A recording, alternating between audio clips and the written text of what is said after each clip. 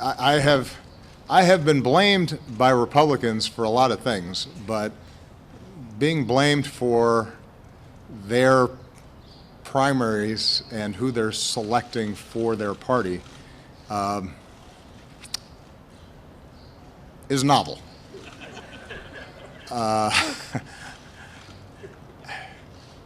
Look, I said at the State of the Union that one of my regrets is the degree to which polarization and the nasty tone of our politics is accelerated rather than waned over the course of the last 7.5 years. And I do all kinds of soul searching in terms of, are there things I can do better to make sure that we're unifying the country? But I also have to say, Margaret, that objectively, it's fair to say that the Republican political elites and many of the information outlets, social media, news outlets, talk radio, television stations have been feeding the Republican base for the last 7 years a notion that everything I do is to be opposed, that cooperation or compromise somehow is a betrayal, that maximalist, absolutist positions on issues are politically advantageous, that there is a them out there and an us, and them are the folks who are causing whatever problems you're experiencing. And the tone of that politics, which I certainly have not contributed to, I have not, I don't think that I was the one to prompt questions about my birth certificate, for example. I don't remember saying, hey, why don't you ask me about that?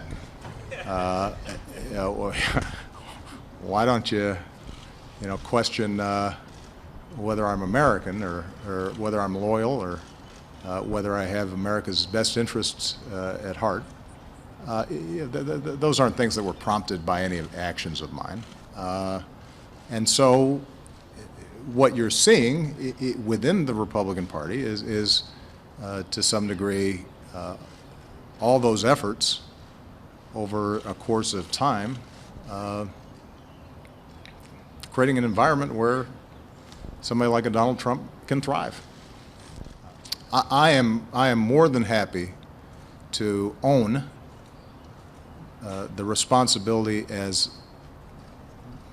president, as the only office holder who is elected by all the American people, to continue to make efforts to bridge divides and help us find common ground.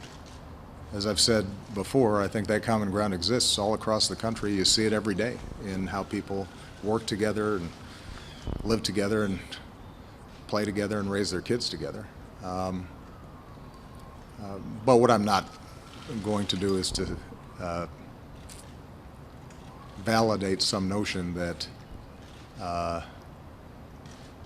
the Republican crack-up that's been taking place is a consequence of actions that I've taken. And what's interesting, I'll just say one last thing about this. There are thoughtful conservatives who are troubled by this, who are troubled by the direction of their party. I think it is very important for them to reflect on what it is about the politics they've engaged in that allows the circus we've been seeing to transpire, and to do some introspection, because ultimately I want an effective Republican Party.